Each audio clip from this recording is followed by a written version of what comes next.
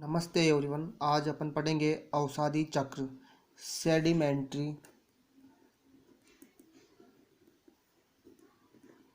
Cycle. तो देखते हैं अपन अवसादी चक्र किसे कहते हैं। जंतु, पौधों व वातावरण के मध्य विभिन्न जैविक पदार्थों का परिवहन मृदा के माध्यम से एक चक्र के रूप में होता है, तो इसे अवसादी चक्र कहते हैं। यानी कि अवसादी चक्र में जो पदार्थों का परिवहन होगा वो मृदा के माध्यम से होगा, जबकि गैसीय चक्र में जंतु, पौधे व वातावरण में पदार्थों का परिवहन गैसों के माध्यम से होता है। अवसादी चक्र मुख्य रूप से दो प्रकार के होते हैं। दो प्रकार के अवसादी चक्र देखने को मिलेंगे। फर्स्ट देखते हैं अपन पोस्पोरस चक्र। जब जंतु, पौधे तथा वातावरण के मध्य जंतु, पौधे व वातावरण के मध्य पोस्पोरस का परिवहन किसके माध्यम से हो? मृदा के माध्यम से। तो इस प्रकार के चक्र को पोस्पोरस चक्र कहते हैं। तो देखते हैं पोस्पोरस चक्र की प्रोसेस यानी किस प्रकार संपन्न होता है पोस्पोरस चक्र।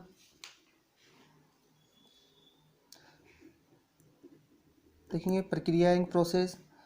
तो जो पोस्पोरस होगा, सॉइल यानी कि मृदा के अंदर पोस्पोरस प्रेजेंट होता है और मृदा से ये पोस्पोरस को प्लांट्स द्वारा ग्रहण किया जाता है। लेकिन जो प्लांट्स होंगे पोस्पोरस को डायरेक्ट ग्रहण नहीं करते। पोस्पोरस को ये और तो फॉस्फेट के रूप में ग्रहण करते हैं।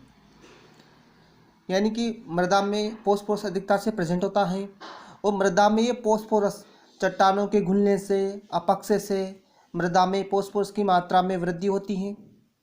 इसके अतिरिक्त घरेलू उत्पाद, फैक्ट्रियों के कचरे और अन्य अवशिष्ट पदार्थों के कारण भी मृदा में पोस्पोरस की मात्रा में वृद्धि होती रहती है। अब सॉइल में पोस्पोरस अधिकता से प्रेजेंट होता है, किंतु जंतु व पौधे मृदा में उपस्थित जो पोस्पोरस होगा उसको सीधे ही काम में नहीं ले सकते। पौधे मृदा में पोस्पोरस को और तो फॉस्फेट बदला जाता है, फिर इसको पादप ग्रहण करते हैं। पौधों में पोस्पोरस का अधिक उपयोग नहीं होता है, केवल कुछ मात्रा में प्लांट्स की वृद्धि तथा विभिन्न क्रियाओं के लिए पोस्पोरस आवश्यक है। और ये पोस्पोरस प्लांट से एनिमल्स के अंदर चला जाता है और एनिमल्स में ये पोस्पोरस हड्डियों और दांतों के निर्माण में भाग लेता है। एनिमल्स जब मृत हो जाते हैं एनिमल्स, प्लांट्स, तो ये जल के साथ बहकर समुद्र में चले जाएंगे और समुद्र में उपस्थित ग्वानोवर्ट्स इन एनिमल्स यानी कि मृत शरीरों को ग्रहण करती हैं भोजन के रूप में, और जो पोस्पोरस होगा इनमें वो ग्वानोवर्ट्स में चला जाता है। अब ये ग्वानोवर्ट्स जो होगी वो समुद्र के किनारों पर आकर विष्ठा करती है, जिससे ये इनकी विष्ठा में उपस्थित पोस्पोरस वापिस मृदा में आ जाता है। इस प्रकार इनमें पुनः चक्रण बना हुआ होता है पोस्पोरस का।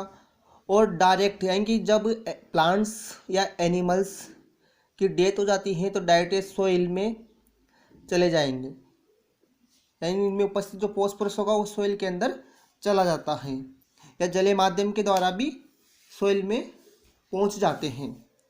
तो इस प्रकार पोस्पोरस चक्र की प्रक्रिया संपन्न होती है। पोस्पोरस को ग्रहण और तो फॉस्फेट के रूप में ग्रहण किया जाता है, डायरेक्ट पोस्पोरस को ग्रहण नहीं किया जा सकता। अगला चक्र देखेंगे सल्फर चक्र। सल्फर चक्र या सल्फर साइकिल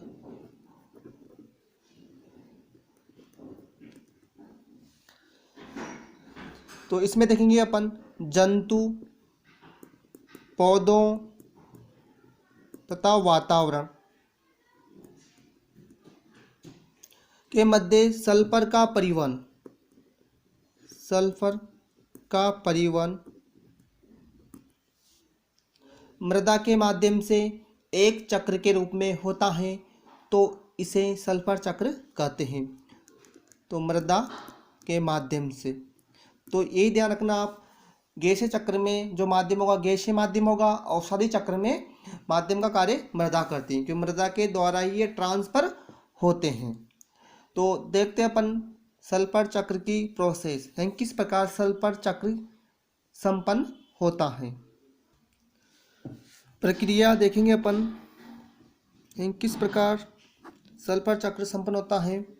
सल्फर जो होगा वातावरण में मुक्त अवस्था में नहीं पाया जाता, ये मृदा वातावरण में ये सल्फर सल्फेट SO2 सल्फाइड व कार्बनिक सल्फर के रूप में उपस्थित होता है और जंतु पौधे इन्हीं रूपों को ग्रहण करते हैं। देखते अपन किस प्रकार उत्पन्न होती है सल्फर साइकिल। तो इसमें देखेंगे अपन की ट्री है, ट्री की डेथ बॉडी या एनिमल्स की डेथ बॉडी, यानी कि मृत एनिमल्स, मृत प्लांट्स होंगे, उनका खनिजीकरण होगा और खनिजीकरण के द्वारा सल्फेट, सल्फाइड और कार्बनिक अम्लों का निर्माण होता है और ये वापस मृदा में घुल जाते हैं, मिल जाते हैं। और मृदा में जब इनका अपघटन होता है तो इस प्रोसेस को खनिजीकरण कहते हैं। और जो खनिजीकरण की क्रिया होगी वह वायु की उपस्थिति और एब्सेंट दोनों में हो सकती है। वायु की अनुपस्थिति में एस्चेरेशिया जीवाणु द्वारा खनिजीकरण की क्रिया होगी और वायु की उपस्थिति में एस्परजिलस और न्यूरोस्पोरा कवक द्वारा खनिजीकरण की क्रिया संपन्न होती है। इस प्रकार इन सूक्ष्म जीवों के द्वारा खनिजीकरण की क्रिया संपन्न होगी और इनकी खनिजीकरण की क्रिया द्वारा सल्फेट, सल्फाइड और कार्बोनिक सल्फर का निर्माण होता है और वापस इनको प्लांट्स द्वारा ग्रहण कर ले जाएगा और प्लांट्स के द्वारा ये एनिमल्स में ट्रांसफर होता है। और ये जंतुओं के शरीर में उनके कठोरतम भागों के निर्माण में सल्फर काम में आता है, जैसे हड्डियों के निर्माण में, दांतों के निर्माण में, इनमें सल्फर का उपयोग होता है। इसके अलावा जो सल्फर होगा ये एसिडिक रेन यानी कि अम्लीय वर्षा के माध्यम से HNO3 और H2SO4 मृदा में आते हैं और मृदा में सल्फेट और सल्फाइड में टूट जाते हैं कि सल्फर की मात्रा को बढ़ाती है अम्लीय वर्षा और वापस इनको प्लांट्स द्वारा ग्रहण कर लिया जाएगा और प्लांट से एनिमल्स में चले जाते हैं। और वापस एनिमल्स, जब प्लांट्स या एनिमल्स मृत हो जाते हैं तो वापस इनको मृदा में ट्रांसफ़र कर दिया जाता है। इसके अलावा ये सीवेज उपचार, फैक्ट्रियों से निकलने वाले धुएं, सामान्य घरेलू कचरे से भी मृदा में सल्फर के अपरूपों की अधिकता हो जाती हैं। तो इनसे क्या होगा, मृदा में सल्फर की अधिकता होगी और सल्फर को वापस प्लांट्स और प्लांट से एनिमल्स में ट्रांसफ़र किया जाता है और वापस इनको मृदा में डाल दिया जाता है।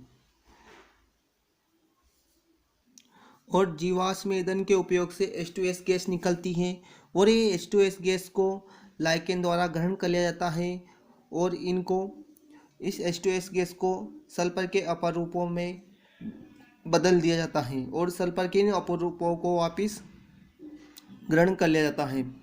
तो इस प्रकार सल्फर की मात्रा निश्चित बनी हुई रहती है। आज के लिए बस इतना ही। थैंक्स।